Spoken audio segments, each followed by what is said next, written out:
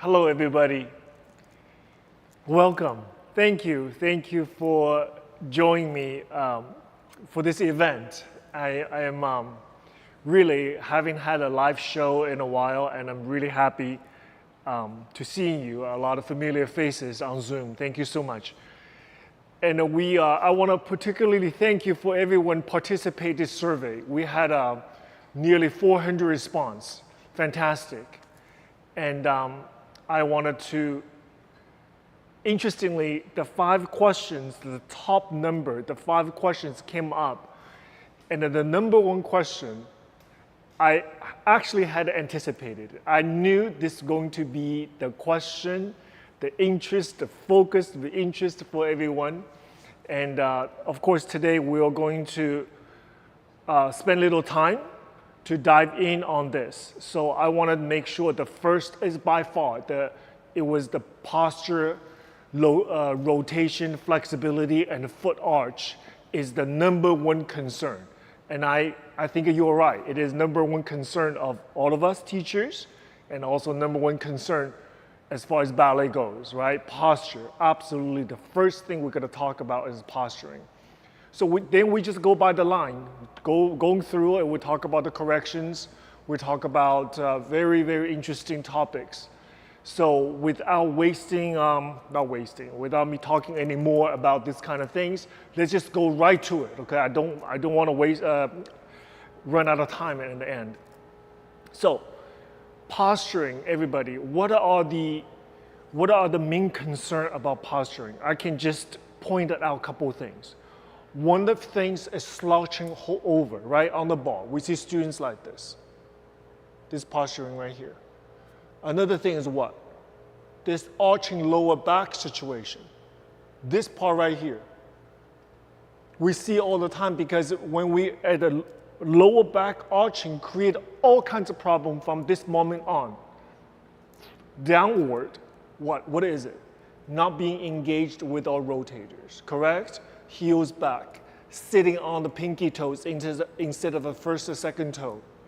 All kinds of issues. And develop bow leg shape in everything that a ballet, not just for aesthetic. I want to just steer away from the topic of looking good or looking bad. It's not. Today I want to specifically talk about from technical point of view. We treat it like academic. And I think recently this is thing I've been doing. I've been approaching to many issues in ballet, starting taking away the emotional, psychological part of it. We treat it as academic issues, just like how we would solve a mathematical issue, how we're going to solve a grammar issue, how to spell, how to do proper spelling.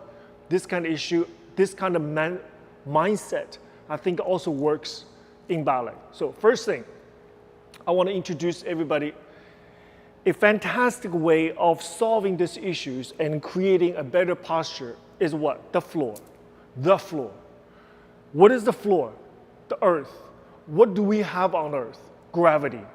Earth gravity is going to help us to create the support that you need for students to develop a proper core support, proper alignment before they stand up. So I want to explain to a little bit of why. Because our spine is not flat. Our spine is S-shaped, it's curved. Anybody understand a little anatomy, you understand this. Our spine curved like this. So the earth gravity, when we lay students down, face up or face down, the gravity itself can literally, quote unquote, flatten our spine, so to speak. So first of all, I want to talk about this. Now, when we teaching or arm positions, I recommend we have to teach students laying down on the floor first. So this is number 1. First thing first, on the floor like this, have our leg little bend like this. This is how I want everybody to learn. First position is laying down on their back. This is your first position. It's beautiful just for me right now at this moment. Why? Because my shoulders, my scapular is closed because of the gravity. My shoulders is back because of gravity. My Lower back is being supported very beautifully because I'm not going to be arched like this. Actually, it would be uncomfortable for me to arch like that. So my spine is flat on the floor. All these things are taken care of. I don't have to worry about it. Now, only thing students have to think about is a round shaped arm, finger almost touching. At this moment, students, all they ever focus on is the arms. Right? From here, we have first position, travel to third position or high fifth, this way. Beautiful because my scapula is closed, my arm is being supported by my back and my shoulder. I come back to first position. Now I gradually open my arm to second position. The gravity is pulling down my arm, open my chest in a very beautiful form. And the one thing that we talk about port de bras, if you look at the word of port, there's a weight to it, right? It's not just moving arms from one position to the other. There is a quality in movements. Quality in movements has to carry by what? Strength. This is something I also have been talking about a lot. We're talking about a lot on the strength, the articulation of our legs. We have not talking about and exercise a lot with the students about the strength about their arms. In my opinion, it's equally important. The strength, the weight of an arm has to be equally addressed as just like the legs. So if we introduce the ballet position, let's say first, second preparation, and third or fifth position, flat on their back, they have much better chance to understand how that feels, right? Without worrying about standing up or legs or back, anything like that. So we're addressing one thing at a time. Now, after this a while, what do? We stand them up. Same position. Now we sit them up like this, yeah? Now, our hips is again supported. The weight of our hips is supported by the earth. So now we're talking about the flatten, the energy of the spine at this moment, but it is still sitting down. It is still supported by the earth, yes? So now we introduce same arms sitting up instead laying down. This is your first, this is your fifth or third, and this is your second. And come back. So the exercise we create, it can simply be 1, 2, 3, 4, 5, 6, while sitting down. So students at this moment, the benefit, again, I want to repeat, the only thing they have to worry about, so to speak, is having their back to be engaged. That's it. Then next thing they have to think about and focus on is the position of their arms. Yeah, so we have to use the floor to prepare them. So that's the arms. Upper body, posturing involving a lot of things, right? So it's upper body issues are going to trickle down to the lower body. So let's talk about the posturing upper body. We're sitting up this way, yes? So having our legs reaching forward, the exercise can simply be having your arm to the waist or demi-allongé. That's second stage. First stage, just put the hands on the waist, having them sit up like this. Itself, even for adults, this is challenging. Have their back to be very strong. The second exercise I want to talk about is very important. It's the position of the head. The position of the head. We call it épaulement, but before the épaulement, to me, it's a feeling, right? Before we talk about artistically, it's a feeling, the relationship between the chin or shoulders. We have to talk about the head, the position of the head. Now, this is the heaviest part of our body. In order to manage to move, just to move our head, with the sensibility, with accuracy, there has to be exercise built in for the move of the head. Simply, So now we sit up first. Beautiful shoulders down, arm, hands on the waist. First, very simple. All we do is turn our head to the right 90 degrees. Just like that. And come back. Very simple. To the left. Come back. Looking down while the back is engaged. To the middle. Look up. To the middle. That just could be the head exercise number one. Exercise number one. Number two, ear to the shoulder. To the side. This way. And two. The other side. And two. This way. Simply ear to the shoulder.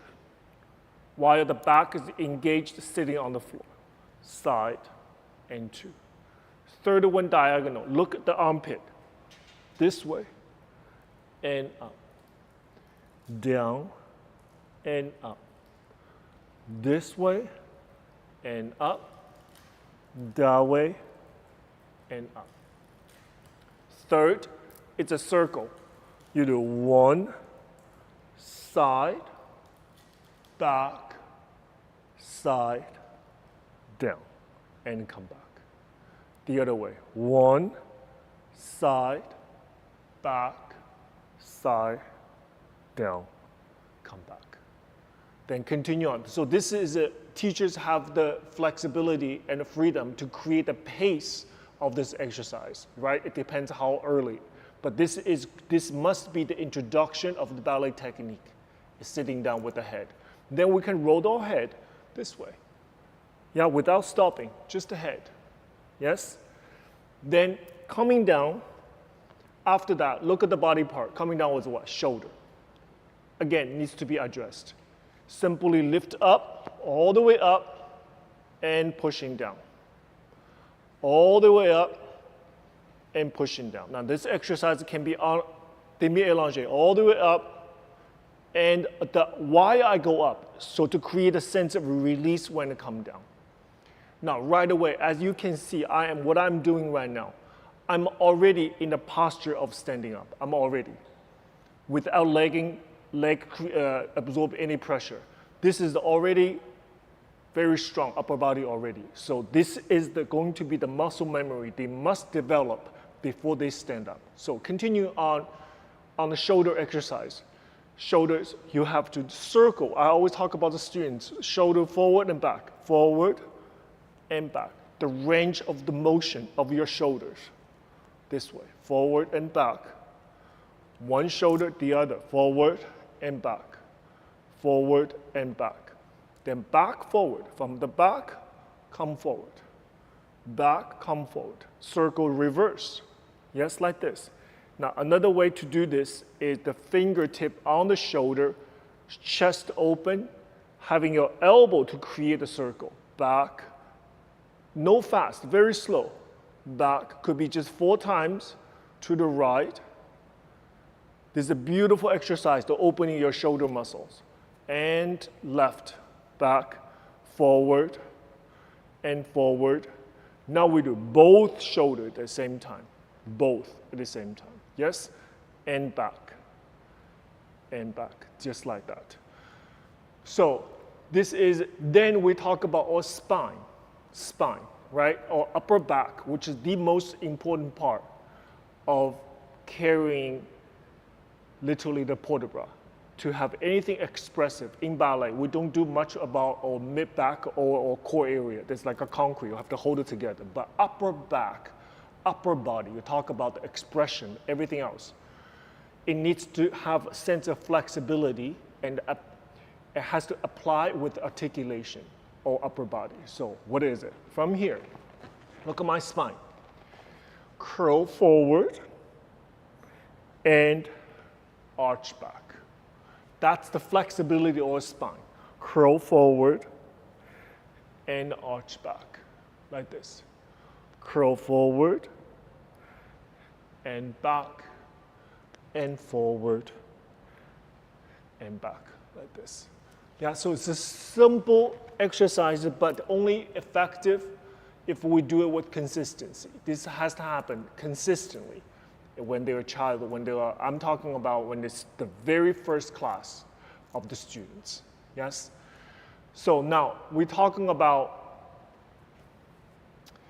upper body, right? So this is, as a teacher, we can design upper body exercise on our own. Perhaps sometimes we wanted to put the bra to the side, you see? And this way. Put the bra the other side, and that way. Put the bra side, like this, side to side, side to side. If when we go curl and back, we can use our arm. Curled and back. Curl forward and back. Yeah, so this is my recommendation to introduce the basic arm position and the strength of our head or neck and the strength of our shoulder or spine. Yeah, so you can also create your own exercise for it. So next, I do want to talk about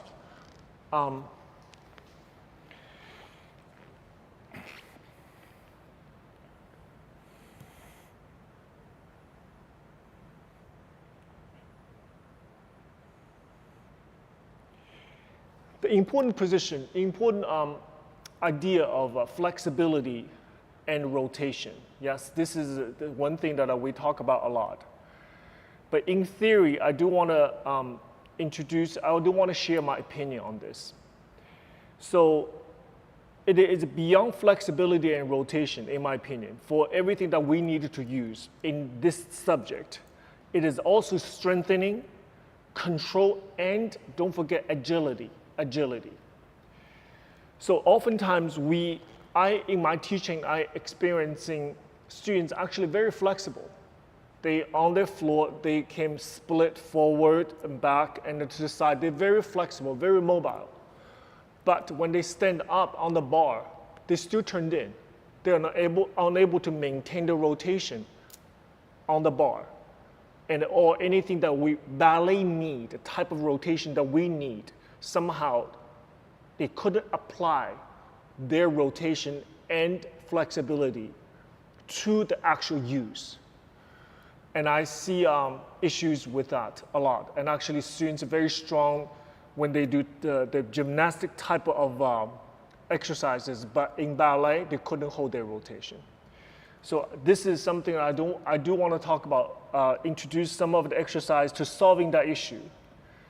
So it is important to understand the differences between perhaps the kind of flexibility for gymnastics and ballet, The main issue here, in my opinion, it is the arching back part that the ballet, for us to go to port de bras back, we don't break and crunch our spine right away. This is one thing, one identifiable mistake I see in the type of difference between gymnastic back flexibility and what ballet needs to use. One of the things that I identify is there's a strength issue, the aesthetic choices issue for the back bend. There's a difference between gymnastic and ballet. So now, having that said, so what can we do in actual practice to create the type of rotation and the flexibility for the students, at the same time for them to apply it perfectly in ballet? All comes from exercises. So first of all, I want to say, I am a strong believer of hands-on training, hands-on. So nowadays we have a lot of equipment that you can see, a lot of methods, a lot of equipment, the steel rings and everything, the ropes, the everything else. And while I think that's great and all provide different methods, different ideas, but for me, I always believe the safest, the most effective tool still is the teacher ourselves, is us. Because our arms, our hands are not machine. Our arms has a sensibility to detect, to evaluate the potential, the limitation of each student. So for example, if we helped students to create the flexibility like this, let's say front like this. Yeah, so if teachers pushing this leg forward, they know exactly where the resistance is, where it is, and what kind of resistance this child have, right? So you know immediately. Sometimes I see students' elevation is not that high, and I test exactly what the issue is. It turned out to be, they're very flexible. They're not, but however, they're not able to holding the leg long or lift the leg high. Now it tells me that she or this child, this student does not have flexibility issue. She has a strengthening issue. So we create exercise and designed for specific needs. There's no pair legs are the same. There's no pair of arms are the same. Everybody's different.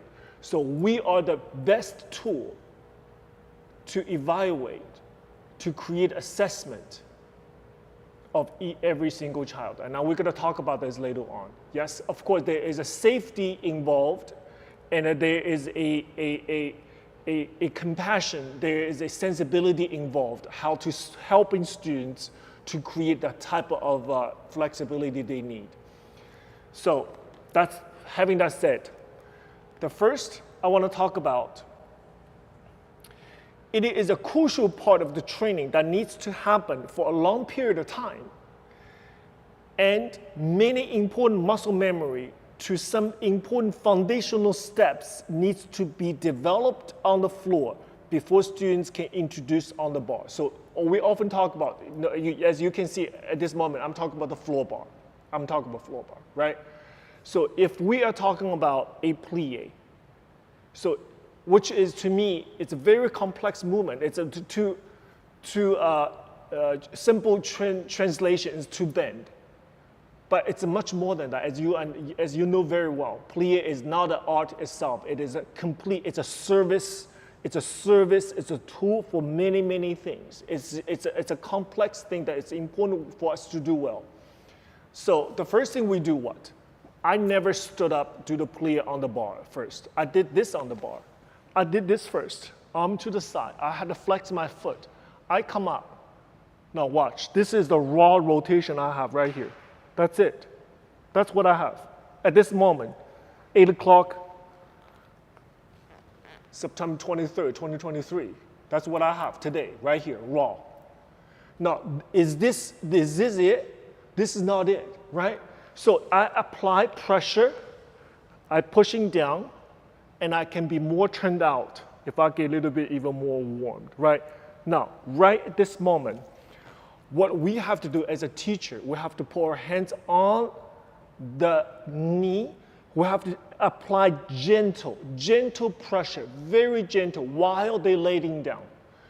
In our arm knows exactly where the resistance, where the limitation is. You will be surprised how many students are very flexible. But at this moment, all they have at that moment is this degree. As a teacher, we cannot accept that. We cannot say, okay, this is the rotation for this student, and that's all we can work with. That's a starting point of this student. There is a many months, years of development from that moment.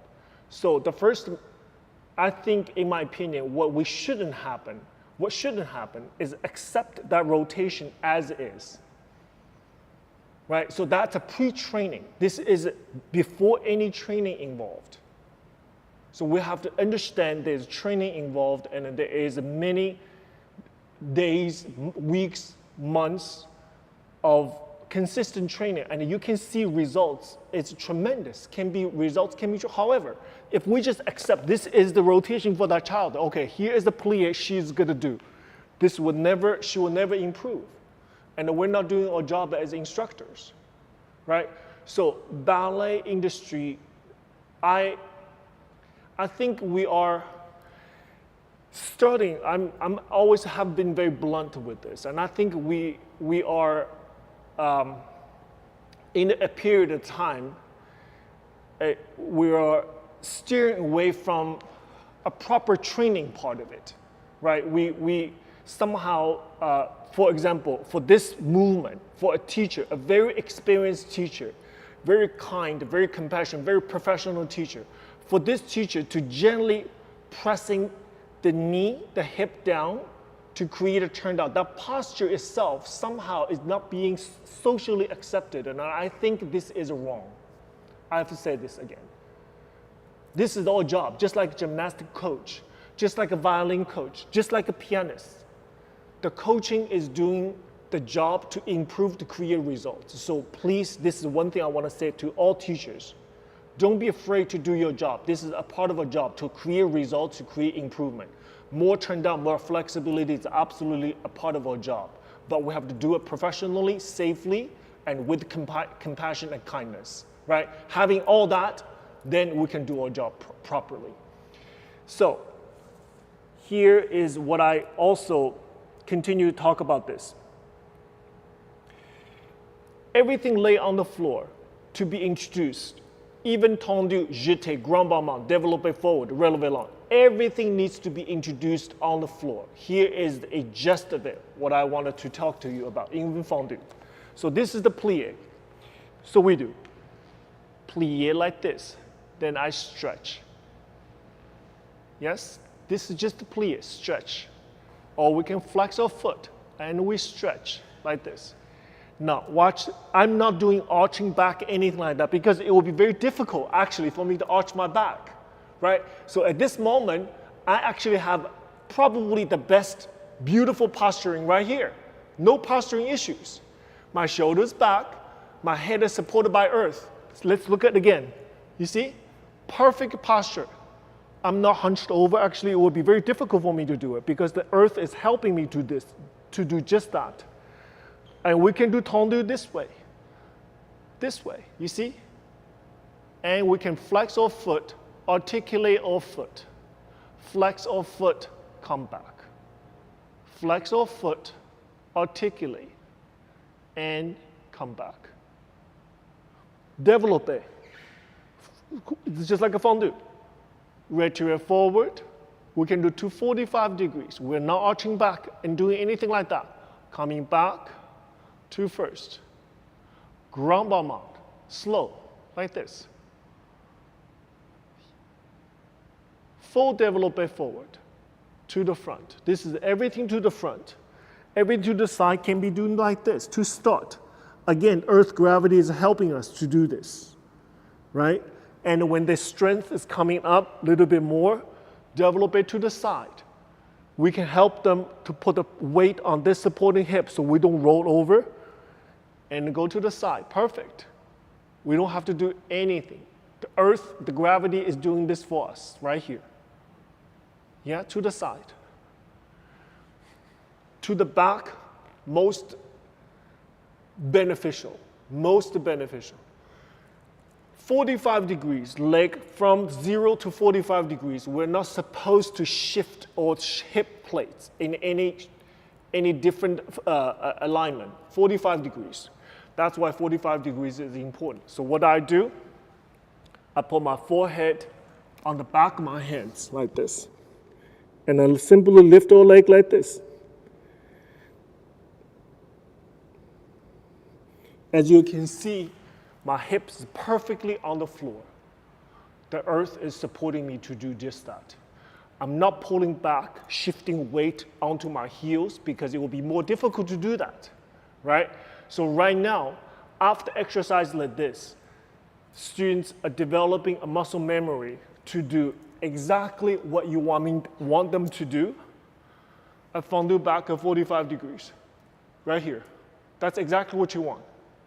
Of course, this is not going to happen overnight, right? This is going to happen over a period of the time, but eventually you will see how beneficial this is. We have to do this, prepare them for what we have on the bar.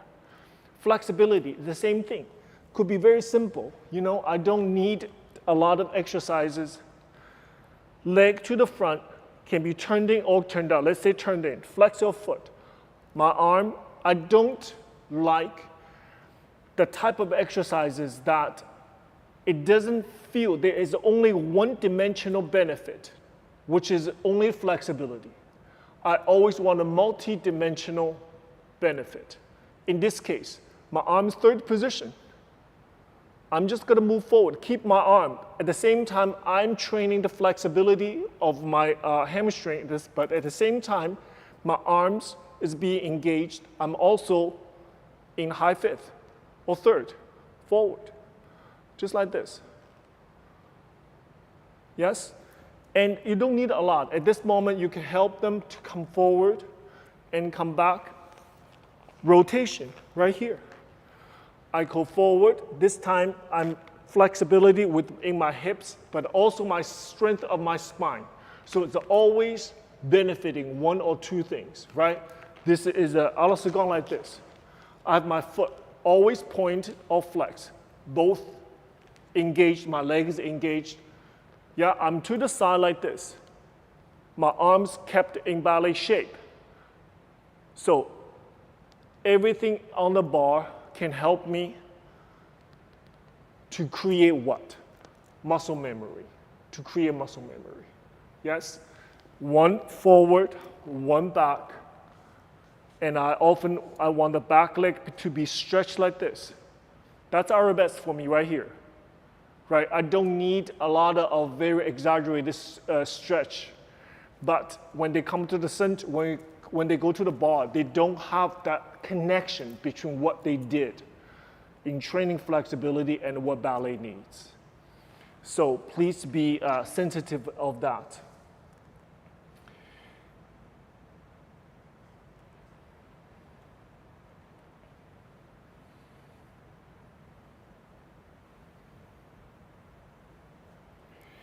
Now we talk about there's articulation of the arch, the foot. You know, honestly, who doesn't like a beautiful feet for ballet? Who doesn't, right? And to me, I always want to talk about from an academic point of view. So the arch, it is a very sensitive issue because at one point, the students has to reach a threshold in the arch in order for them to be on point, right? So this is something that we all have to be, this is not an issue that we can ignore, teachers, right? This is not something we can just say, we don't need to deal with this now, it will solving itself. No, we don't deal with now.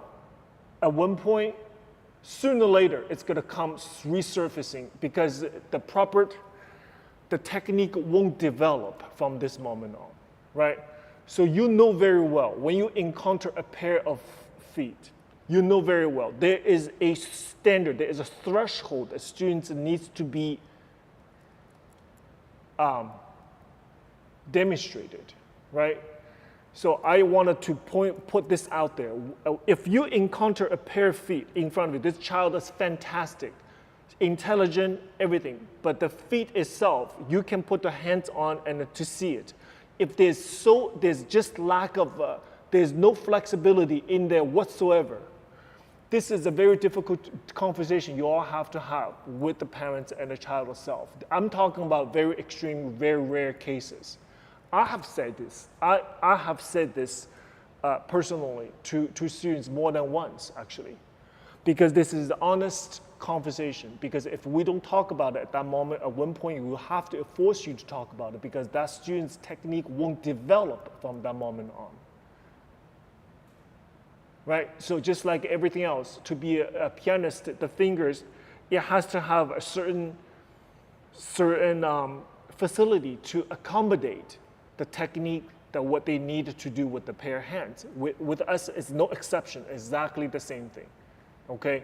So if you feel, I want to say this extreme case first, if you feel there is absolutely impossible that she will ever be on point, that conversation, you have to say it. It has to be communicated. I just want to say that first, okay? Get that out of the way first. Now we talk about how to create the feet better, how to create. Once again, you, teachers, are the best tool for this, right? You have no idea how many times my teacher put their hands to help me to create my arch. Just like this, they help me.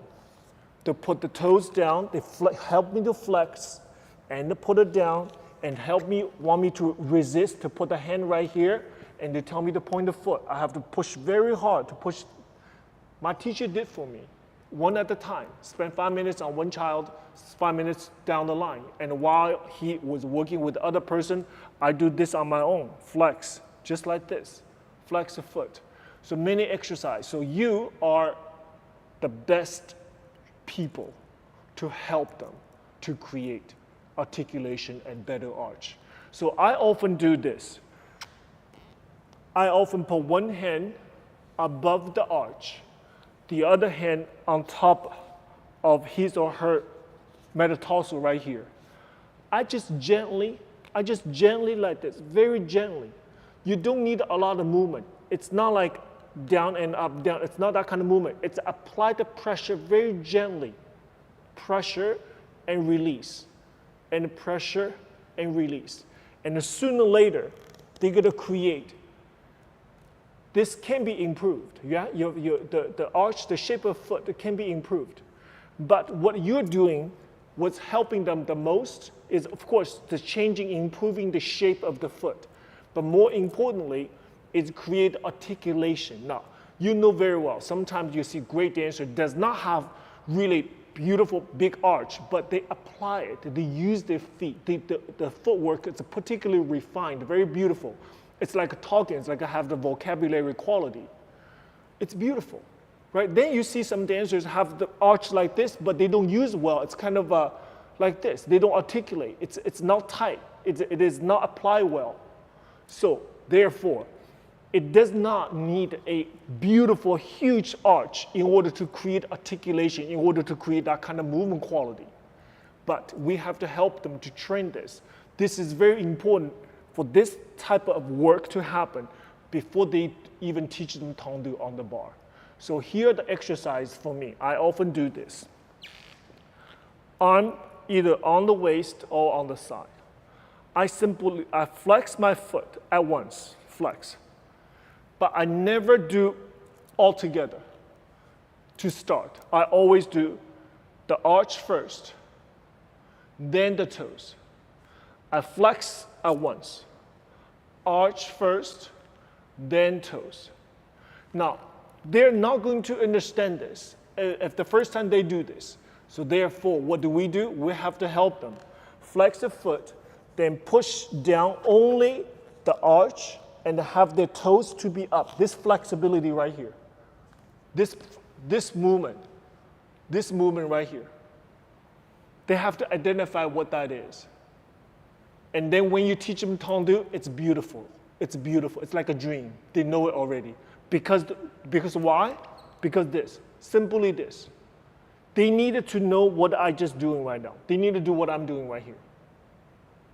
Flex your foot, big arch, toes, like this, right? Then, while down, just the toes, like this.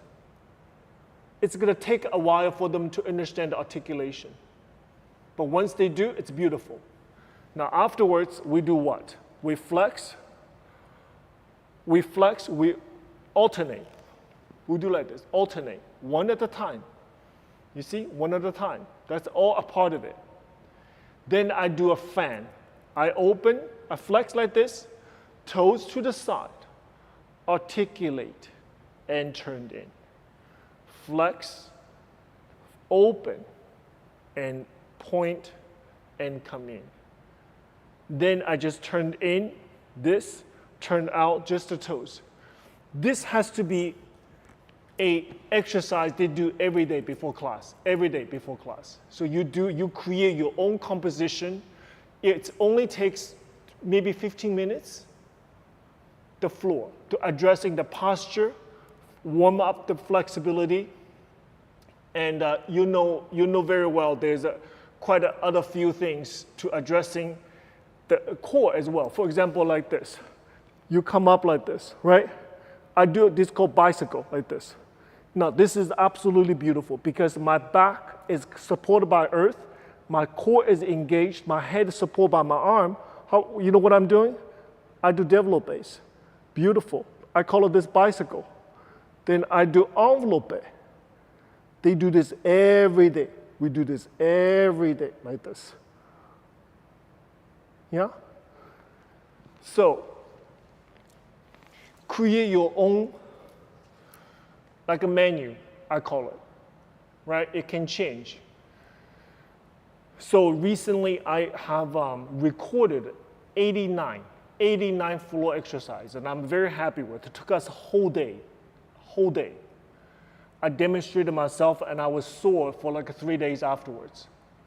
So everything that I know, I think it's important. It comes down to 89 exercises that I have recorded a few months ago. So I'm very happy about it. And at one point I wanted to introduce that to everyone, because I think it is something I do like to share beyond just now. Yes? So because time constraint.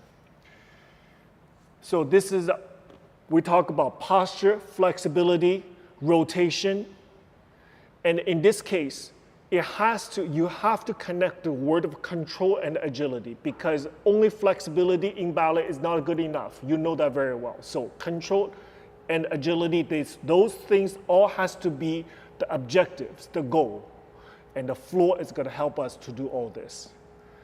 But then you say, well, on the bar, I wanted to show you a very simple stretch on the bar as well. And I suggest that you do this if you don't have time to do this, but you have to do one set of stretch on the bar. Often happen, in my school, at the very end of the class, at the very end of the bar, or before adagio. So here is a stretch, very simple. We have 45 degrees toward the bar like this. Yeah, you know, leg on the bar like that.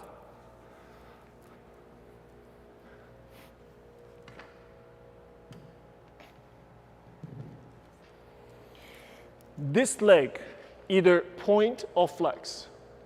Now watch, this hip has to come back, right? At one point, we don't even stretch, we just stand here. We just like this, just stand here. Now how we stretch of this is pressing forward your lower back, just like that. Keep arm third position. Now do you see the difference of me doing this? Compare of this. That's not stretch.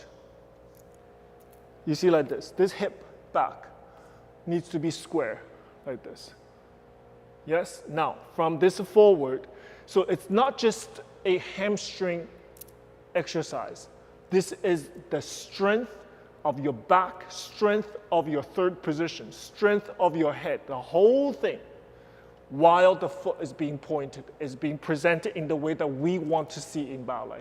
Pull the bra back, head to the side, just a little bit like this, back, and forward.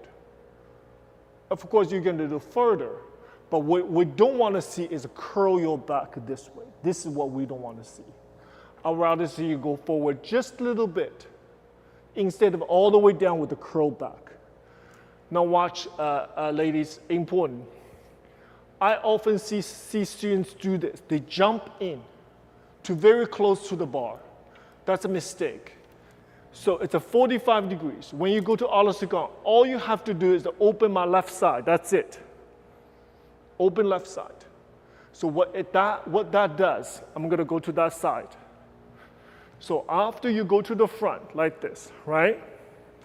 All I do is open to the side. I create a beautiful room between my leg and the bar. Why? Because this elbow has to go somewhere. So if you're like this elbow is in the way, right? So you're on the side like this. Beautiful room between your body and the bar. This arm has to look away to the side. You have to look away like this. Why I look away? Because this shoulder has to come forward, not to be in line with the leg. So I look away, all I do is this way, this, to the side, and over. If it's only 45 degrees, I don't look to the bar. If past 45 degrees, I look to the leg, like this. But either way, my shoulder is in front of my leg, shoulders in front. So now, when we go to ground bomb onto the side, we won't have this issue of students to do this with the arms. You see, it's all connected. And when we go to the back arabesque, I actually prefer the other way. So oftentimes we just open like this. I prefer the other way. I prefer them changing the leg. I prefer have the left arm on the bar, right leg open this way. Not inside leg, outside leg, open. Yeah? Have the arm forward. I don't even go back. Guess what I do? I do plie. That's all I do, plie. That's what I do, you know? Because the leg to the back, the number one flexibility you need to create, ladies, it is not their spine. Where is it? Right here. And just where the leotard goes, right here. This is the flexibility that needs to be discovered, needs to be addressed, needs to be worked on before the spine, right here. Right, so what do I do here? There. I don't go back. I just go to plie, like this. Look at the shoulder, not forward. Shoulders back. And that's what you want out of an arabesque. Shoulders back, like this. And arm up. After that, you can go back. This way, the first thing to be exhaust, the possibility, the limitation, is this flexibility is most important, ladies. What I'm just showing right now. This flexibility. Not this flexibility. Right? So that's when we see the unstableness of the spine. So this is so simple. We can do this before the adagio. Yeah? So we spent a little time on this. I want to move forward to the next question, next topic. It's pretty big. It's a building exercise to meet training requirements for each level. It's a huge topic. So number one, what I want to talk about this is creating a plan for private school, for all the school that we have in North America or anywhere. If it's a private school, there's no single school the same. Even if you are engaged in a method, let's say any method that your school belongs to. But no, just because the composition of the students are different. So there's no school can be dealt with exactly the same way, just because the students that you have are different. And each year, the meaning of level 1 is different from year to year, just because we're not vocational school. Like this type of school we go to, they want to set foundational year, first year, they want to between 9 to 11. 9 years old to 11 years old. They all want to look the same. They all have to have this. They all have to, by the time you go in, it's already uniform. They all look the same. But we don't have that kind of luxury. So therefore, any level, let's say Vaganov Academy, first year, the requirements are not necessarily applicable for everybody. It won't apply for us. So therefore, those syllabus, we can only look at it to learn, but not necessarily copy it, just because those students go to school 6 days a week, right? They dedicate 3 hours in the morning, plus physical exercise every single day, Monday to Saturday. Saturday, 2 o'clock, they go home. I went to Vaganov Academy as a visitor and as a guest, and I see that day, Saturday, parents lined up outside the school doing what? Picking up their children, Saturday afternoon. It was just like me, the type of school I go to. But we don't have that kind of luxury for that. Just there are two things. I was 10 years old, approximately when I went to school. I went to school 6 days a week. Extensive training, boarding school. Every day at that level, at that age. But do we have that kind of luxury? Maybe the parents maybe dedicate maybe once a week, maybe twice a week. It's a lot already. So we couldn't really copy anybody's method into ours. So what do? We have to create. First, number one, we have to create a plan for each level.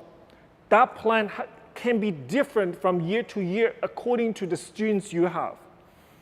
It could be age-based or ability-based. Very important. It could be age-based or ability based on age or based on ability. Or combined both elements, age and ability combined. Number one.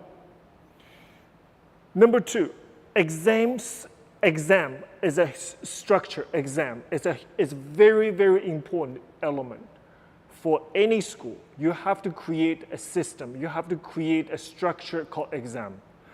Exam structure are crucial in training, crucial. It gives the students / family, don't forget the parents, because the parents need feedback, parents need the data, parents need a report of how their child's doing.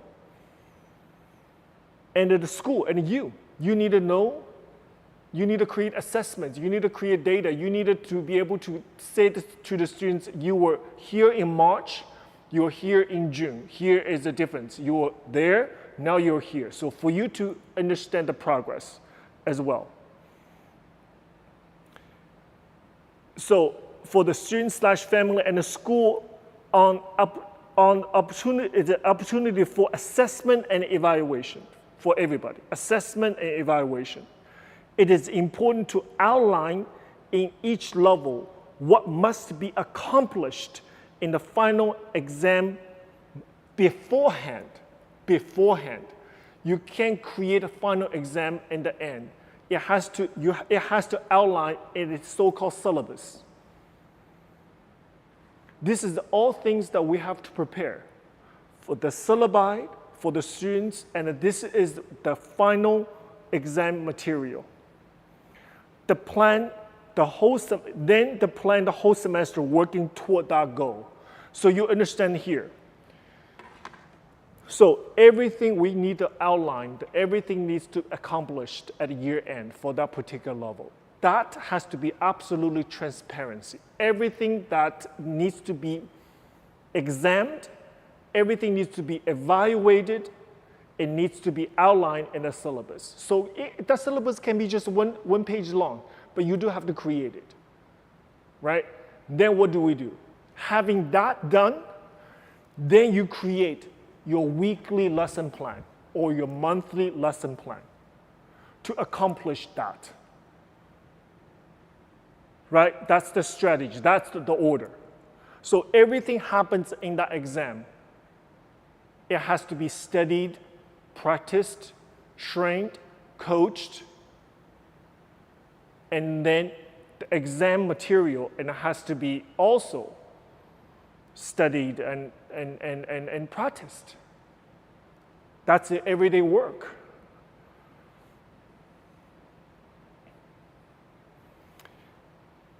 The variation, it can be used as assessment tool as well. Let's say, for example, you say this is not something that, this is the, I like to say, let's say bluebird variation. That's all final exam material. You can do that for that particular age level. That can make it actually more fun, right? You can combine that with, let's say, this 7 things needs to be done at the end of the year 1. It can be pas de bras.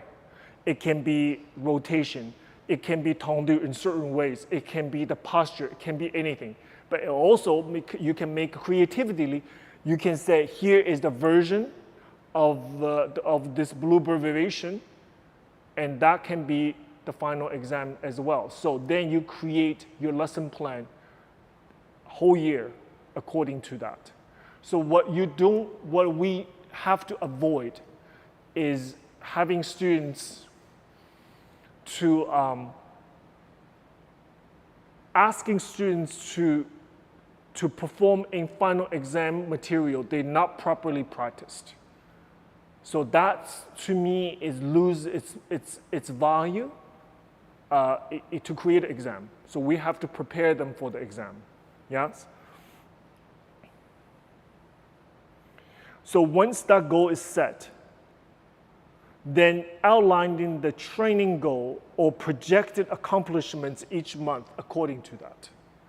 So now, before this big topic, a building exercise to meet training requirements for each level, it's very elusive, a big project.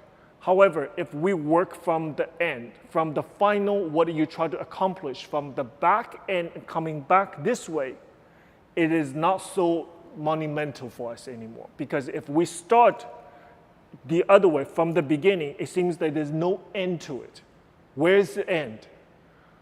The end is the exam. Identify what you like to see in the exam and work your way backwards. It's systematic, it's transparent, it's clear, everybody knows the goal. To me, that's absolutely the best because, for example, my school has a clear goal of, let's say, year 4 boys. This is the things that needs to appear. It has to happen. Those has to happen in the year-end 4th year exam. Those are must-haves, right? So the teachers go to work. At one point, they teach Shannon. At one point, they teach the single tour. At one point, they teach triple turn. At the end of the exam, everybody have to do 3 periods, for example, or single period from 5th position, or other second turns. Those are clearly outlined. So we are the one that's going to dictate what you need to see in each level in your school. Every year may be different, yeah?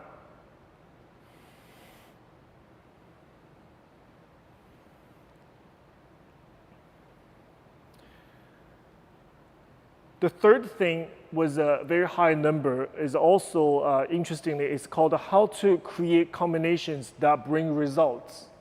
How to create combination bring results. So the first thing I wrote, keep it simple. Keep it simple, right? So in the beginning of my teaching career, and I was just literally just coming off stage, and I have gone through a long period of time. I was not understanding of my role was as a teacher. You know, I was still in between. Am I still performance? Am I still performing? Is this just different stage instead of performing on stage in front of choreographer? I'm a teacher. It's a different role, but I'm still performing, right? I'm still performing. I was looking for various ways, still try to simply try to impress, let's say, because I was professional dancer for 20 years. And so that, having done that for so many years, so my natural instinct is just to perform and to impress. I mean, simply put. And always find the opportunity to be excellent, right? Find those opportunities to be great or to get recognition. So one thing that at that moment, I recognized looking back in the beginning of my teaching career, my exercise it's like a choreography. It's like as complex, it's like intricate, and I would demonstrate it. And sort of, it was always, I have gone through this period of time of self-recognize, sort of, I constantly looking for a recognition from myself to sort of psychologically say, you know, my performing career is not over. I'm doing this every day. Look, I still can do this complex combination. I create for whom? Myself, right? So it was very evident that I had done that for a period of time, and I even sort of having a really wonderful pianist, and I will create those intricate, sometimes very fast, sometimes very complex, sometimes very slow, sometimes it's just something that I can do. I have gone through that period of time. But it is not an ideal situation for the students. They're not there. They're not there as your audience. They're there to learn. They're not there to learn watching you. They're there to learn. You have to explain to them, and you have to be clearly understanding what this combination, what this exercise is objective, what is it designed for. What is actual, this tendu combination for the students? What do you want out of those students at this particular moment? If you have a group of 12-year-olds in front of you, is that necessary to do a combination look like a company class? Is that necessary? Or, no, I don't even want to say necessary, is it beneficial to them? Who is this combination designed for? So this is the question that we have to ask ourselves. What is your objective of this tendu combination? Let's say today, this week, I want to focus on articulation of the foot, reaching out. Keep it simple. There's absolutely nothing wrong with 4 tendu to the side like this. Absolutely nothing wrong to feel the articulation of the foot. It is not about the fanciness. It's not about the choreography of the exercise. It is about what this exercise is trained students to do what. This plie combination, you want to create the depth of the plie.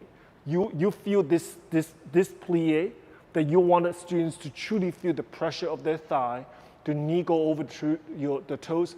There's absolutely no problem. There's no problem to 4 counts down. You do 1, 2, 3, 4, 2, 2, 3, 4. That's beneficial, very beneficial for that objective, right? So if you wanted to do, for them to feel the buoyancy of the plie, you create something like this. You create 1 and 2 and 3 and 4 and 5, 6, 7, 8. 2, 2, 3, 4, 5, 6, 7, 8. You just do this. It doesn't need to be fancy. It doesn't need to be feeling like a dance. You know, I think sometimes we as a ballet teacher fall into an idea of creating something so the students can feel like they're dancing. The students can feel like they're engaged, they're happy, there's a sense of enjoyment in their dancing. But I think that has to come from later. But in the beginning, the exercise is purely for technicality, for technical development, and not for any kind of other benefits, because those things will come in the end, come later on, after the technique part becomes proficient. So we have to keep it simple, understand your objective, understand the goal of the combination, and before we create something so the students perhaps can feel the sense of the dancing, the artistry, anything like that. Keep it slow. We talked about this before. Keep it slow, right? So we set everything on the bar, and we finally come to the center. Why I say keep it slow, keep it simple? Because in my opinion, let's say a fondue combination, it has to feel and look like a fondue exercise, right? So a turning combination in the center, it has to be, the objective has to be about that turn. Let's say this exercise is about 5th position en dehors. And let's just do that. There has to be a 5th position en dehors in multiple times. This combination is designed for 5th position en dehors. Before you add anything in there, you have that to be dealt with. Then we go to the next situation. Then we go to the corner. You have to layer up and one thing at a time. In my opinion, in one exercise, for foundational or for foundational intermediate level, any one combination, in my opinion, it should not have more than 3 ingredients to it. What does that mean?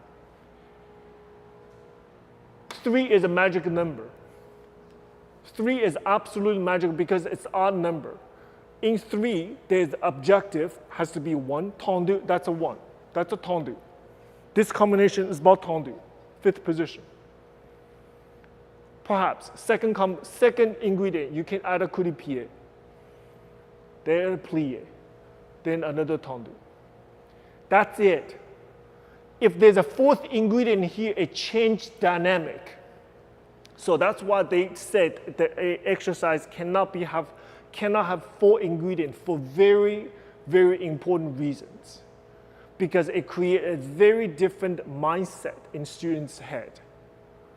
So this is even the company class, and some of the best teacher I ever had, the class is always very structured and very simple. It's not about the fanciness, it's not about intricacy, it's anything like that. It's just purely for exercise. That's for class. Choreography is a completely different story. Once you get this done, you can send the students to the choreography. The two things has to be separated very, very clearly, in my opinion. Of course, class is service. Technique class is servicing the choreography, the service in the artistry. That's what we're doing. They learn artistry, they learn all the nuances, they learn the different tempo, they learn all this artistic expression in the ballet piece, in the piece. Class is a servicing structure for artistry. Third, repetition is everything. Yeah, we talk about this. Repetition is everything. I believe if you do something with a clear instruction, anything in clear instruction, you repeat enough time, the result will come. At one point, the result will come. To me, that just, it's almost like it's a law of nature of anything. It's like boiling water. Even if it's just very slow heat, you boil this water, a pot of water, long enough, at one point, the temperature is going to rise. I mean, that is just fact. So if anything, practice, practice, practice. So it is not about creating results, how quickly creating results. It's about creating results that can stick. So students having a really great day, and they give you a beautiful grand balmain, they give you a beautiful something. But is this an accident? It was lucky or accident? Anything like that? That needs to be investigated. So in my opinion, repeat, repeat, and repeat. Repetition is everything. To make sure everything that students is developed, not just having to think a lot. To me, that's what muscle memory is all about. The two words, muscle memory, is doing something great, doing something perfect without intentionally thinking. That's a beautiful thing, right? So, for example, plie, without you telling them right away, they need to decide because it's the only way they know how to do it. That's a beautiful place to be. And that comes from practice, practice, and relentless instructions and corrections, everything else. So once they develop, let's say, a so-called perfect plie that you're happy with, then there is such a thing they've done. You don't have to go there anymore, right? So the danger of having everything done halfway, the more stuff you teach, the more correction you have to give. If some issues that are not being dealt with, let's say, for example, are the hips, if they point the foot too soon, the hips goes up. If this issue is not being dealt with, that later on we're going to talk about the corrections. This problem will always, always be there for longest time. It will never go away by themselves. You know, sometimes I teach company class. Those professional dancers, right? They take company class, I'm a technique teacher, I give them a class. And I can see, it's like movies right in front of my eyes. Some students, some dancers, professional dancers, the way they do tendu, there's some issues, the way they do tendu. Clearly to me, it was an issue that it was not properly dealt with when they were students. So this issue actually is embedded with them all the way in their professional years. So this is something that I think we needed to keep in mind. Repetition is everything, and don't worry about whether your class being categorized as boring or as anything like that. Believe me, when the students feel the most structured, most relaxed, is actually ballet started making sense for them. When the rotation makes sense to them, when they feel comfortable, where they're not feel bothered or constantly to be distracted, actually ballet becomes enjoyable for them. Yeah, so this is something that keep in mind. Repetition is everything. Next, I want to talk about how to give the most effective corrections. So this is something that as a ballet teacher, as a dance teacher, what do we do? What are our jobs? A part of our job is what? Point out the issues and give corrections. It's a big thing at giving corrections. So how to give the most effective corrections? Number one, I wrote, teacher must be able to identify the issues. That's number one. You have to understand what's the issue. What's the issue? So the number one ability is to be able to recognize the problem, to be able to recognize what is wrong with the alignment, what is wrong with it. So your gut feeling tells you there's something wrong with it. It's not enough. You have to ask yourself exactly where is the problem. That's absolutely number one. I'm not talking about obviously circling a foot or anything like that, right? I'm talking about some alignment issues. I'm talking about some structural issues that you have to understand where the issue is first. No issue is too small. Yeah, it's not something you say, okay, we don't have to deal with now. It will go away by itself. There's no such a thing, right? If you see an issue of consistently surfacing, there is a problem with alignment, that issue needs to be dealt with. And it won't solve by themselves. So sometimes we think it will solve by themselves, it won't. Second thing is after you identify the issues, second thing is what? Teacher must provide solutions. So identify the problem is not enough. You need to be able to follow up, to provide solutions, not just one or two. You have to provide, if the number one solution doesn't work, you have to come back from the other angle, introduce a second solution, a third, multiple ways to help students overcome that problem. This is particularly important. It must be addressed before it becomes a habit, which is very difficult to get rid of. So we have a mistake. There's an issue. There is a difference between a mistake. Some mistake happened today. This week, students develop the little strange things that she or he is doing. Now, there is a difference between that and it becomes a habit. So when it becomes a habit, this issue subsequently becomes something much more difficult to deal with because the habit itself, it takes a long time to develop. But what does that mean? It'll take a long time to what? To get rid of it. So what we don't need to see, we cannot let happen is let an issue becomes a habit. So we have to stop the issue, correct the issue before it becomes a habit. Ultimately, the best situation is teachers must train the students to self-detect the issue. Self-detect the issue and provide solutions for themselves. So this is something that I think is ultimately, I wanted to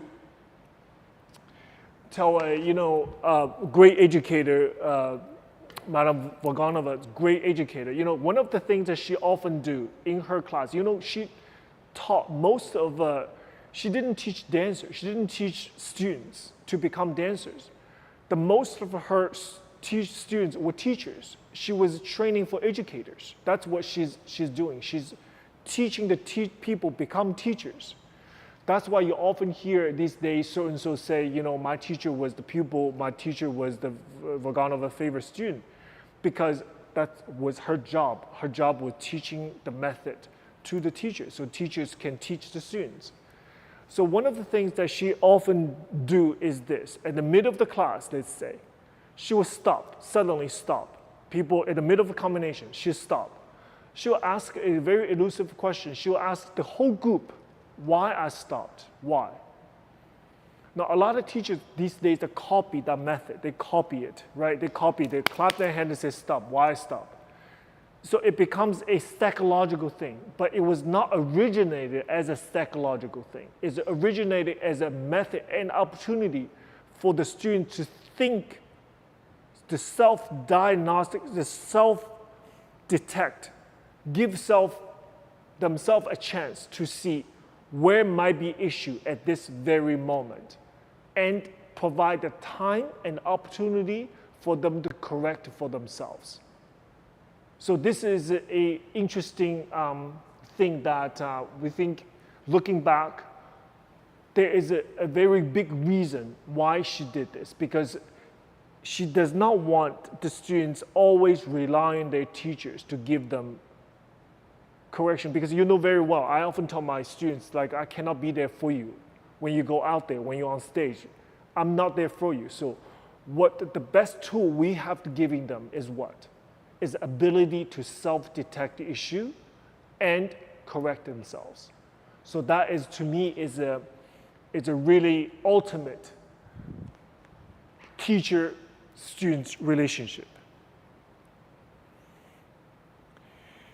Then there is how we give corrections. You know, this is something that I think, looking back, have something to do how we, the tone of a voice, how we bring up this issue, have everything to do with how they receive this issue and the willingness to correct the problems. So I think a lot of times, as you all know, that because we're humans, right? We're all teachers, we're humans. There is a time that if you see students having issue persistent, you talk about this a lot. You talk about this today. You talk about this yesterday. You talk about this last week. The same thing. And you come back to see students consistently. And the most frustrating part for me is that we spend the time to talk about this with this particular student. The problem seems to have an actual breakthrough that moment. Everything's fantastic, everything happy. The turn finally worked this way. It was just beautiful breakthrough. But the next day, it goes back exactly like where you started, right? So this kind of things, I think when we encounter a situation like this, is very easily, we become a little bit emotional about it. And the frustration part of it, and often comes in those moments. Now here's something that I am talking with you just purely from one teacher to the other. It is not something I want to tell you I have overcome those issues. Every issue I'm telling you right now, I encounter every single day. And my challenge is every day. And even sometimes things coming out of my mouth to the students, I know I probably shouldn't have said that. It comes out by itself, believe me. So you have all my support. We're human as well, right? We are dance teachers, sometimes are, it could be very strenuous, could be very challenging, and it could be very testing or endurance and patience in daily basis. But I think helps me in those moments is that one thing I have to hold back and say this, think this way, is they're not doing that on purpose, right? That helps me. Right away, if I think this way, it calms me down a lot right away. So that's why in the beginning of this dialogue, I said that what we must do is take the personal part of it, take the emotional part of component out of our teaching. Now, does that mean that we become robot? Does not mean that we become so sensitized, everything is put on a smile face? No, of course doesn't mean like that. Right? I prefer the very authentic, very organic conversation, discussion with the students. If there is disappointment, I think a teacher do have right to express such disappointments to the students. But one thing that I do want to point out, it is not personal. They're not doing this just because they wanted to get to you, or sometimes I do is like, do you really did that on purpose? Because we just did this yesterday. Why this is happening again? I want to share with you, psychologically, they are more frustrated. They are more frustrated than you, first of all, right? So we have to recognize that. Students wanted to do well. The one person they want to please is who?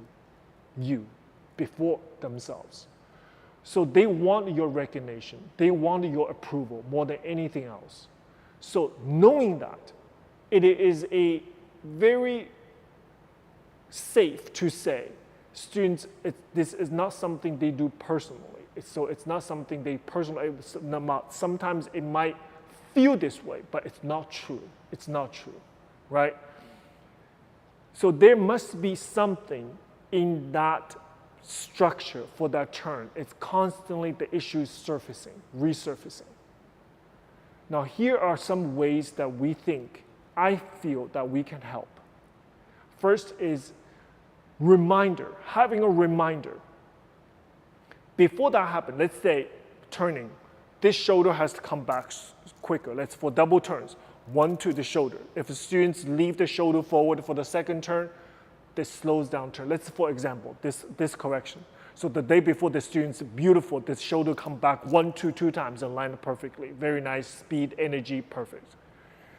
So now, today, we have to foresee the issue. We have to give them a reminder. We have to remind them what happened yesterday, right? We have to remind them that what do we do to make that work yesterday before that even happens.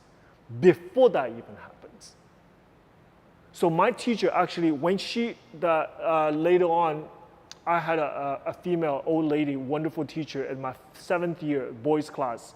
I was taught by an old lady. She never stood up, actually. She sat the entire time. She never demonstrated. She only demonstrated with her hands like this. But she never stopped talking.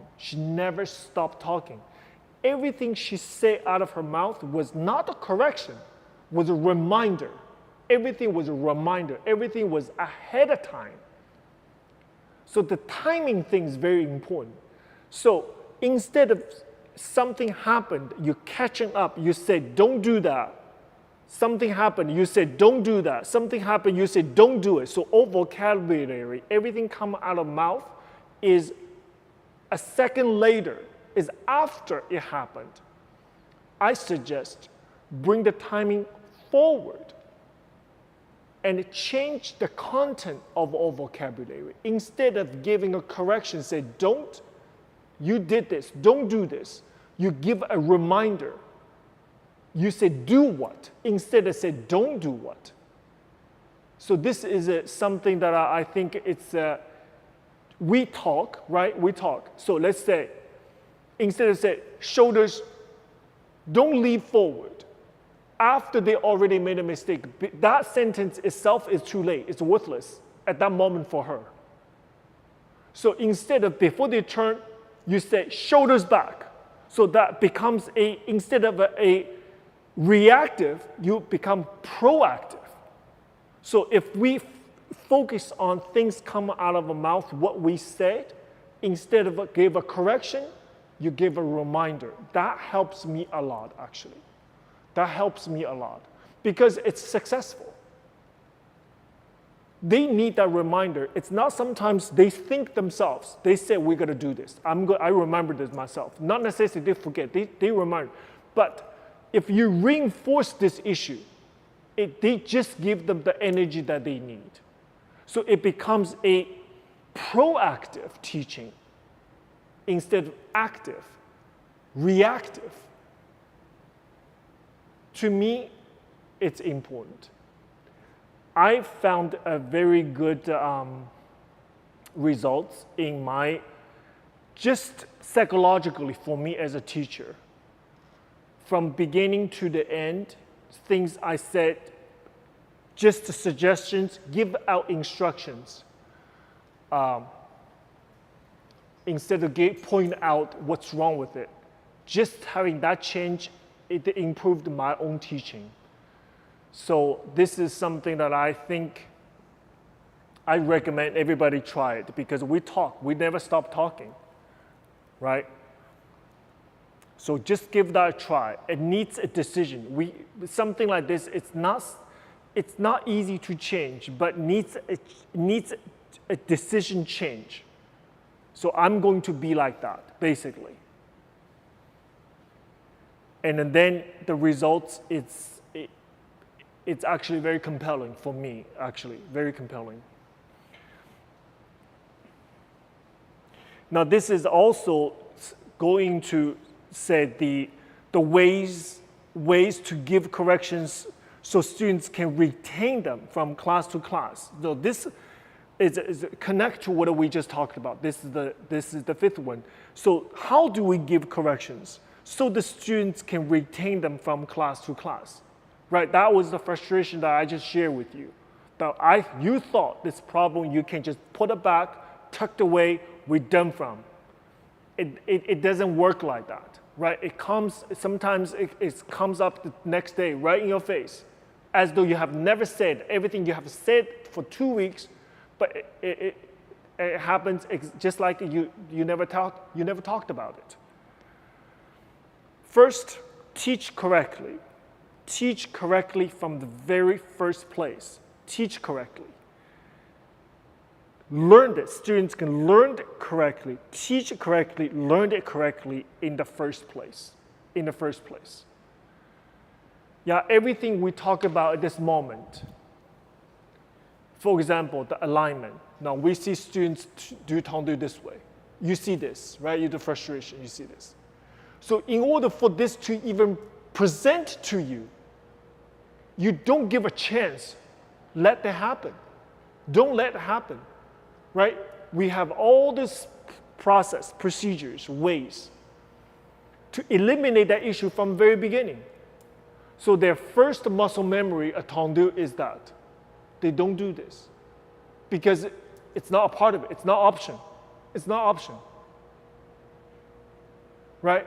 We have tendu coming back. Do you know how many times? How many times you see students come back with the toes? You know this very well. You know this very well.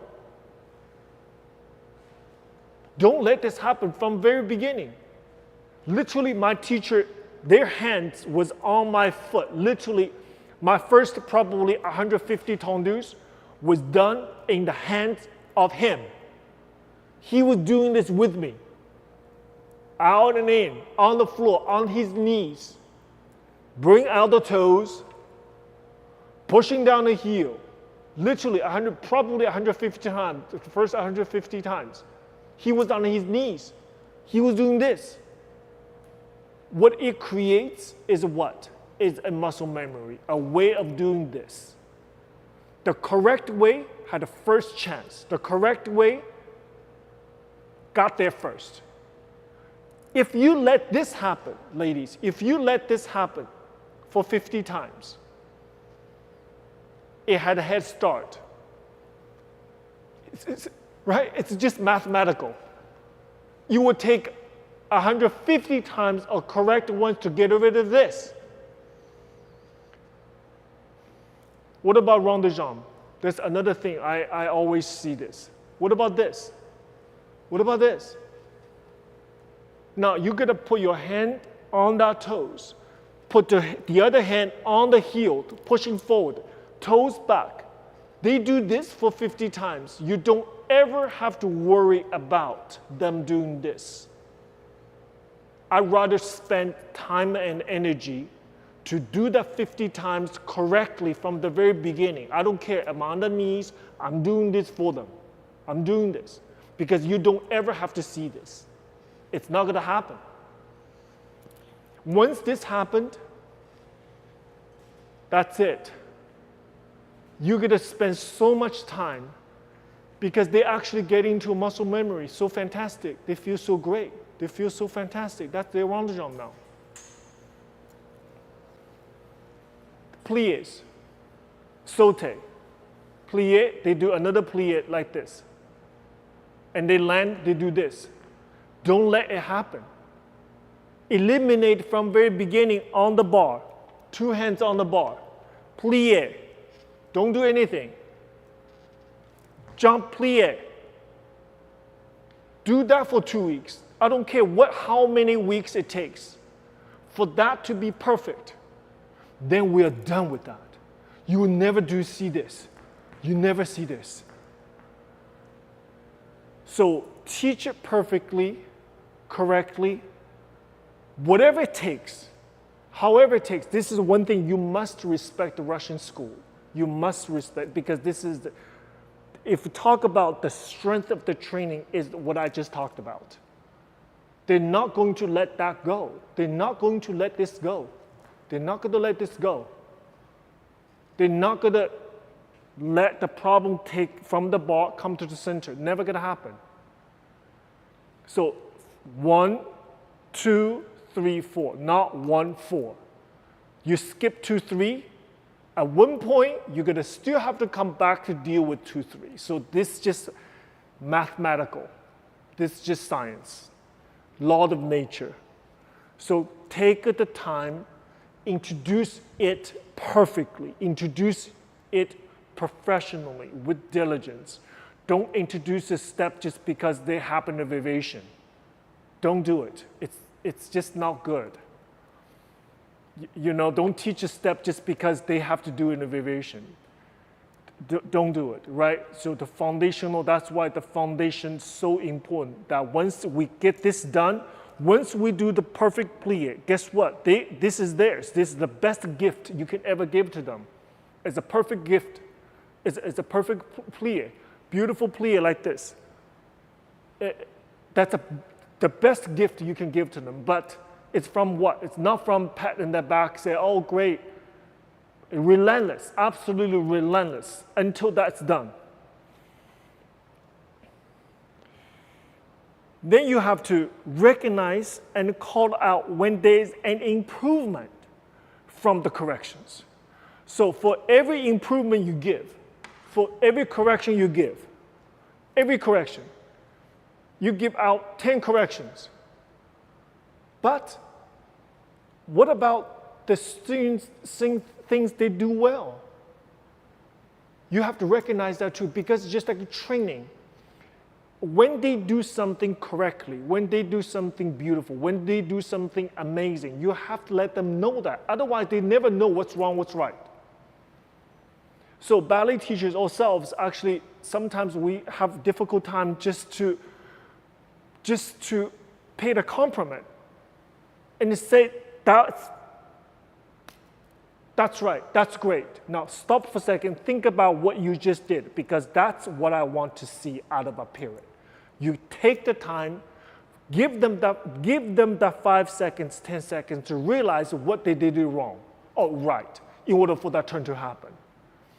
So every correction they give, you give to them. When you see something that they did great, they did correct, you have to call that out too. You have to let them know this is correct.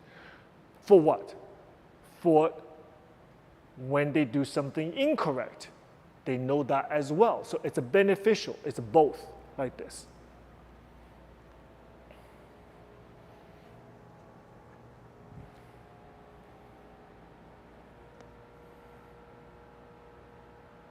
When you see an issue in our head, let's say alignment issue. Students, let's say for example, students do grand plie like this. Now you see this, right? You see this. It's like they try to pick up something on the floor. You never told them to do so, but somehow they do this. There's a reason why they do this, right? Everything there's a reason. It's not they try to pick up something from the floor because you never told them.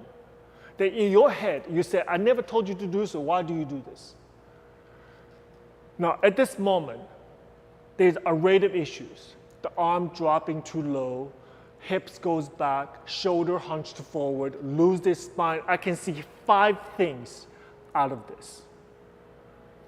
Now, how successful can you be? Can it happen if you called out all 5 problems? All 5 problems. They're confused. They don't have the ability to process that kind of information, nor have the ability to fix 5 things at the same time for this one single movement. So we have to ask ourselves, what is the main issue here? What can we point out? One place can solve the other 2 or even 3. What is the main problem in this problem that you see? This is something that we have to think for ourselves, right? So I might think because the hips go back, they did not line up with the shoulder, hip, and knee. They don't go forward. Okay, I do forward, but my arm's still there. Right? I'm there, but my arm's still doing this. So maybe I think perhaps, is that if you, instead of saying don't do this, don't do this, don't do this, 5 don't do, only one thing that we can say is do what? Do what?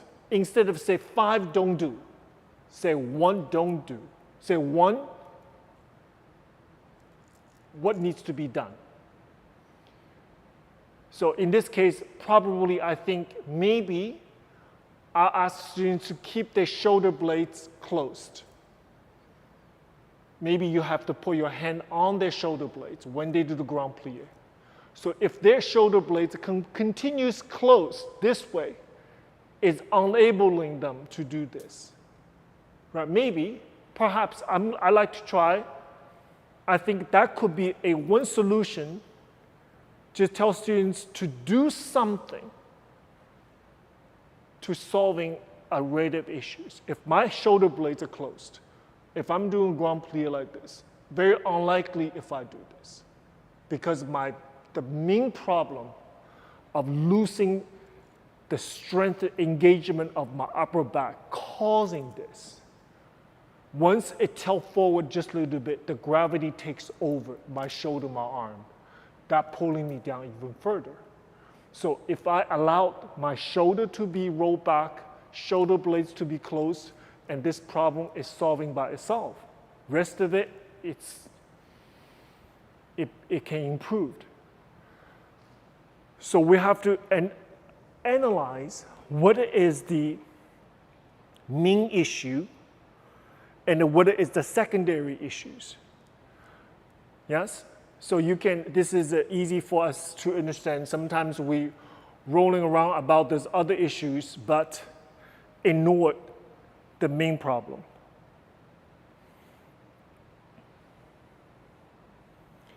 Fourth thing is we should never call out a problem without provide solution. I think this happens more than we think. I hear myself say that all the time.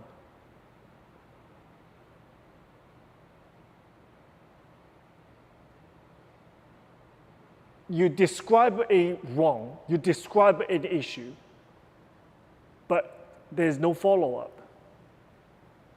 Right? Sometimes there are times I was a professional dancer. So, the ballet master gave a correction, don't fall out of the turn. Guess what? It wasn't my intention. I didn't want to fall out of the turn on stage. And number one, the other thing, I knew that. I was the one fell out of that turn. I knew that. And what I'm looking for is the help, is the support. Can you help me? So this is when I think things can turn into, I don't want to say negativity, turn into some uncomfortable situation is always, that's why the ballet teachers always portray as something, there's any unpleasantness is coming from there. Yeah, knowing very well, if the students do something wrong, perhaps they know before you do. They know it, right? So you said the foot is sickle. I believe that the most important things is push your heel forward. So I just say two things. You sickled, it's sickle. You hopped, don't hop the turn, but you give the solution. Push the heel forward, and you do even better before the tendu goes out. And you talk about it as a reminder, as I talked about earlier. So this is important that you never give a calling out a problem without providing solution. And if the problem persists, it's a persistent issues, then you have to create exercise to help solve specific problems. I always feel if the students having issues with the turn, if I see a class having issue with the turn, I feel the plie too short or anything like that, I create a combination specifically on the bar to support that, to support each problem. Go back to basics. Don't worry about go back to basics. Create specific exercises to help them solve their issues. And this is all teachers' control. Teachers always have to evaluate what can they do. What is the best way to moving them forward? And the reminder issues before it happened, we talk about this. And the one thing that I felt very important here is I actually ask students, if I was teaching, let's say, a group of students I don't know, or even it's just my regular class, if I feel there's a need, I will ask students to write it down. Because let's say I give a students random rehearsal for an hour, and I give them a coaching for that particular hour. And I often ask students to go home and write down three things.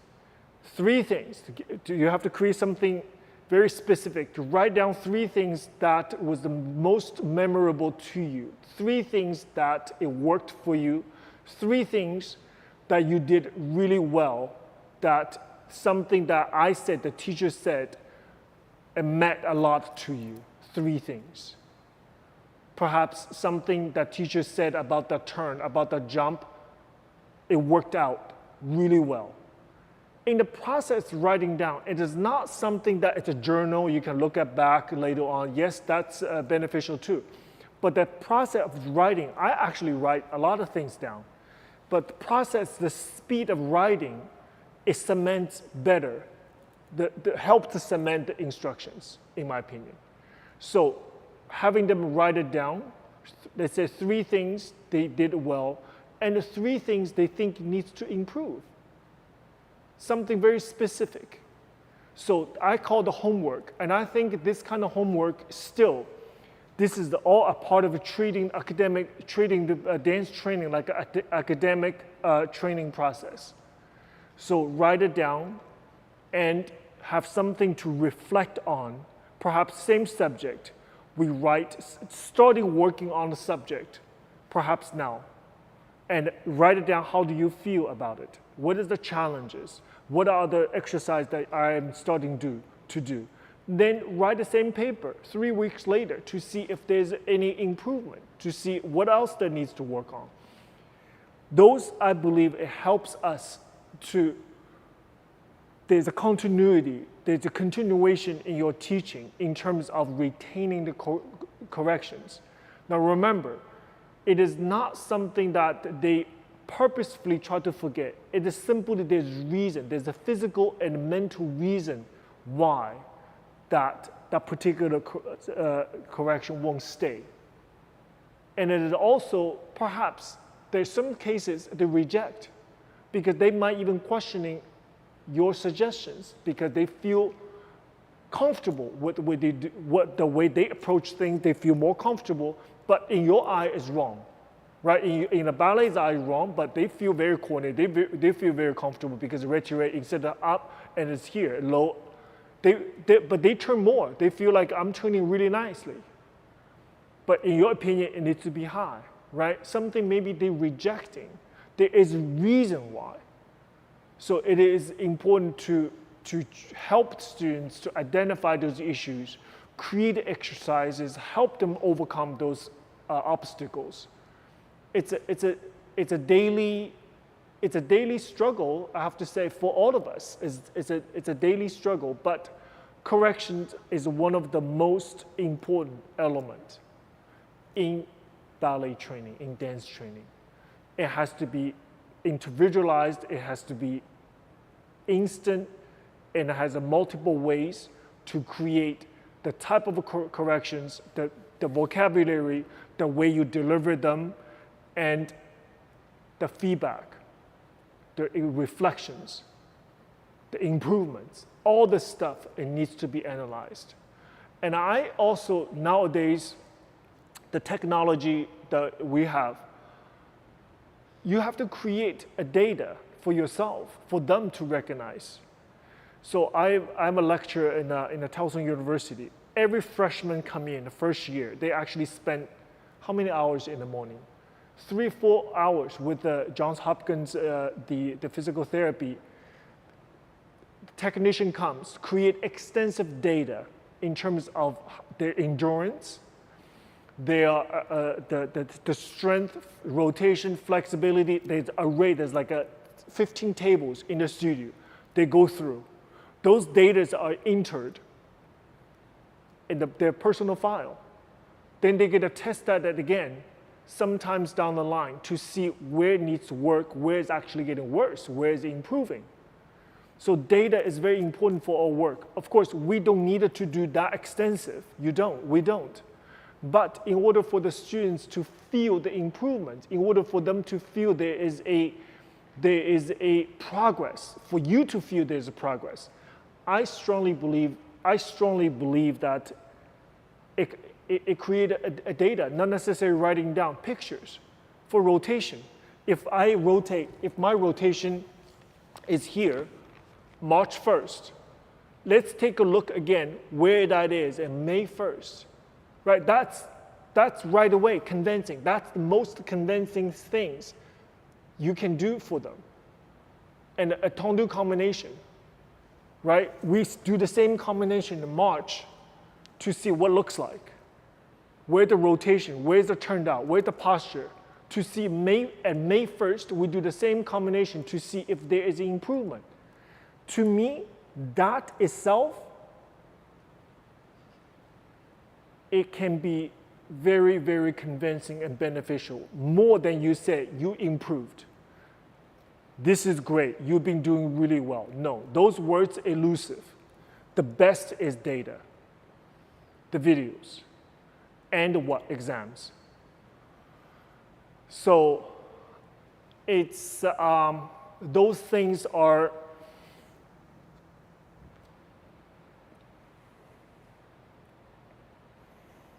of course, every teacher, every studio, you have your own ways to create this. But to me, it's a constant thing. And also, different age have a different ways to absorb corrections, different age.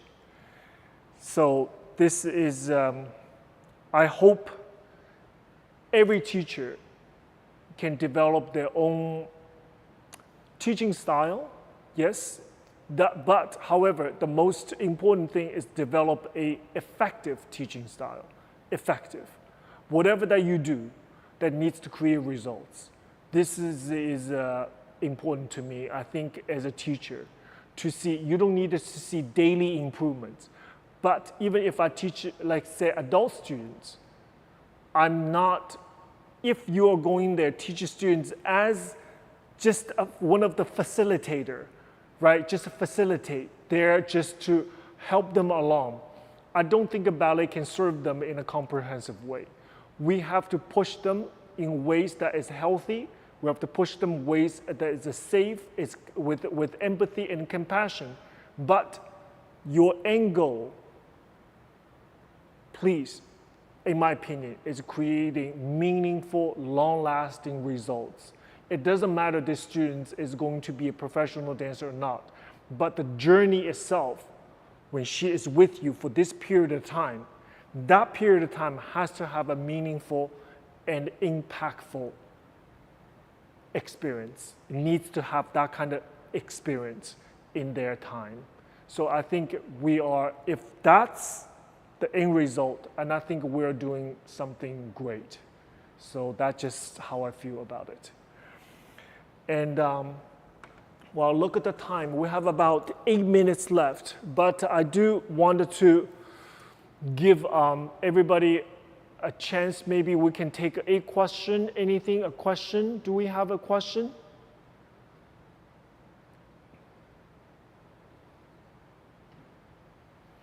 I can, if anybody have a question or comment, I'd be more than happy to answer it. Let's see.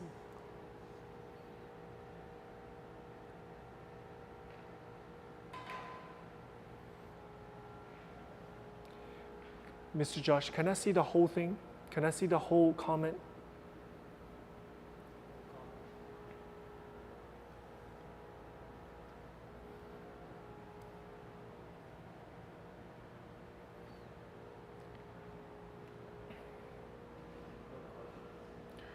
So I wanted to thank you, everybody. You know, it's a Saturday night. I appreciate that you're with me, and I always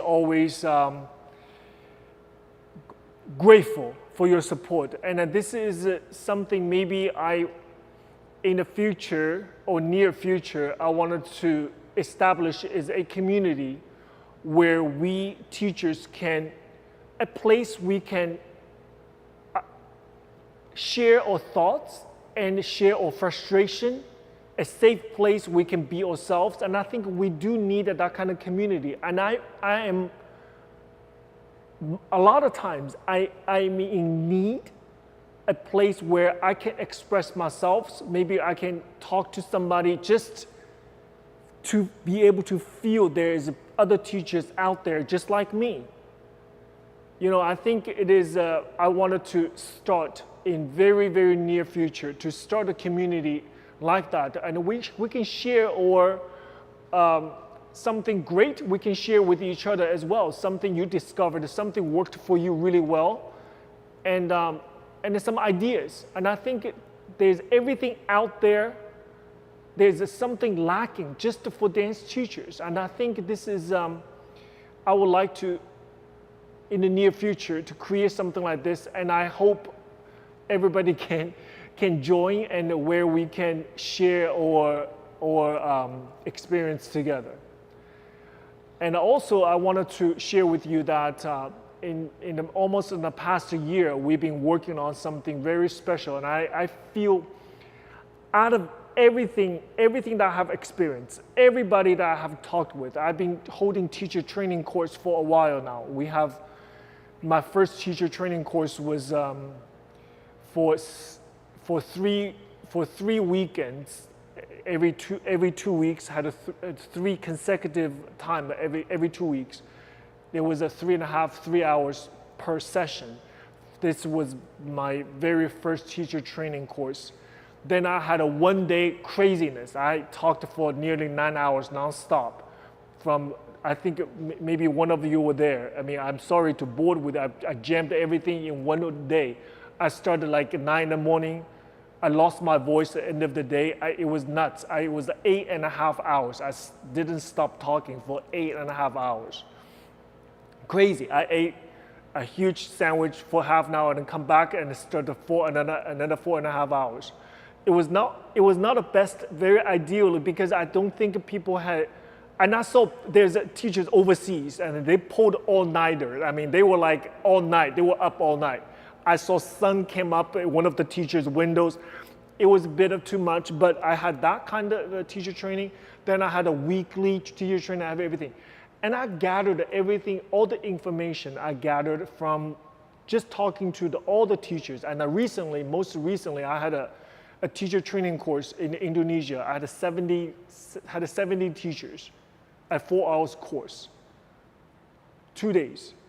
It was an incredible experience, and I met wonderful people, absolutely wonderful people, and we share the same challenges. You know, we're just in different places. Some of a very experienced teachers that learned so much, just the interactions with everybody in our industry, in our business. So I gathered in the last year, I have been working very hard to create a curriculum, to create a syllabus. Then actually I kept a very, very disciplined lifestyle. So I can actually demonstrate those things myself. So that's another thing that I kind of maybe 10 years down the line, look back, that was another crazy thing that I did. Actually demonstrate full curriculum. I created 13 classes for foundational levels. It's all original, authentic music, just individual, specifically designed, engineered, rearranged for those combinations. So I did that. It's complete. Now we're at the final stage of putting it together. So yeah, that's what it is. I worked very, very hard. Me and my incredible team, we worked very hard. We're packaging, making final preparations. Actually, what I'm doing right now is it's making the descriptions of every single combination, every exercise. I'm making descriptions about objectives and the pitfalls and just my own thoughts of every single exercise. I'm in the process of doing that. So I'm very excited about this thing right here, and I can't wait. I can't wait to share with everybody. And this is just the beginning of introducing, creating a community. Creating a community where we can share our thoughts, we can share our frustration and learn together. I want to learn with you, from you, and this is just like a Trojan's horse, if you will. Something that we can gather around. So that's my dream. So I can't wait. I can't wait to share with everybody. It's in the final stage. As you can see in the social media right now, we're picking the colors, picking the fonts, and everything fun, everything great. And my team is working like very hard on this. So I'm very excited about it, and I can't wait to share with you. So thank you for you spend Saturday night with me or Sunday morning and overseas. And I can't wait to talk with you again. Any questions? Okay, there's a question.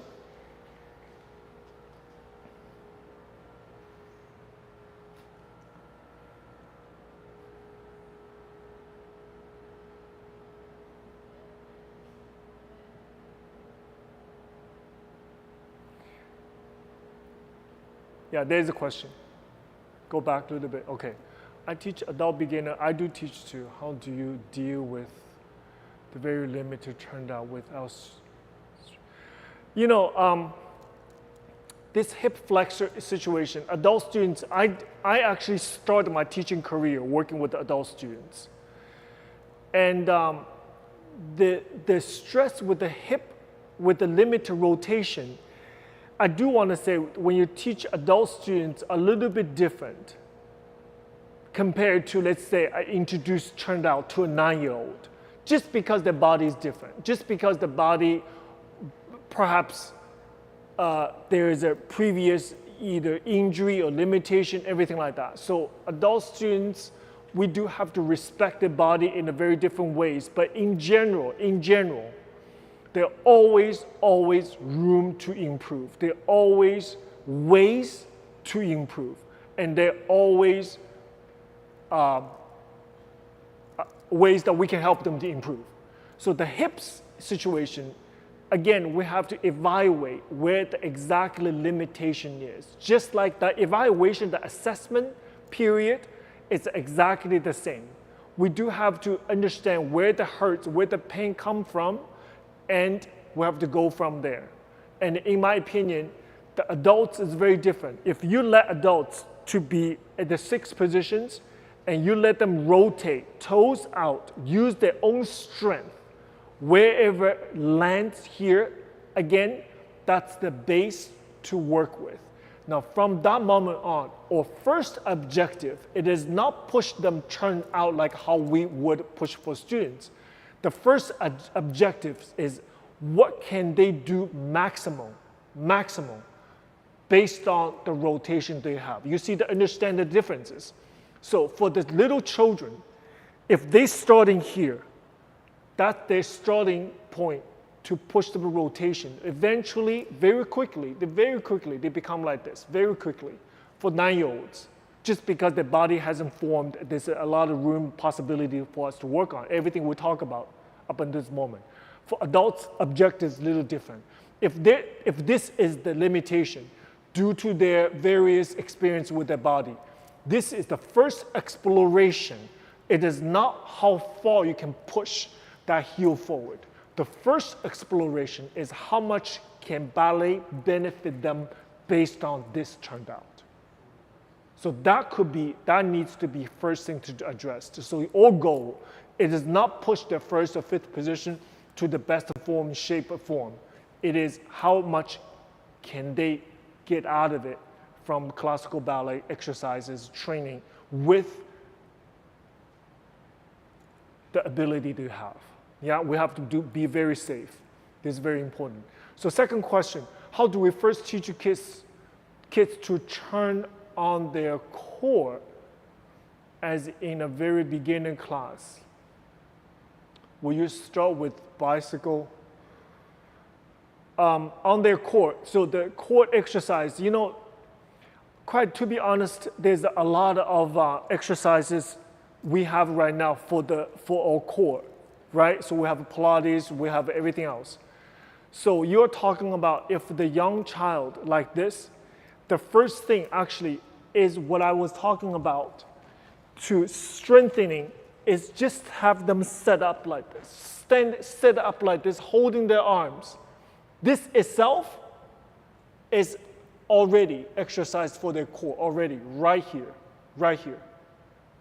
Right? So you don't need, it is not necessary for the children first to do this all the time. It is not necessary because the ballet exercise itself is training their core, training their strength itself. However, we just have to prepare them for it. So having the arm to be like this, just stand still for like this, or demi-allongé. Move your arm sitting down with back, spine straight, stomach engaged. This already is training their core. So where a difference is between that and the bodybuilder. We're not trying to build a bodybuilder here, yes? So we don't need to do this either. We don't need this for girls. We don't. It's absolutely not necessary. Yeah, that's just my opinion. The ballet exercise, ballet class itself is perfect for that. We just have to prepare them for the exercises. Yeah?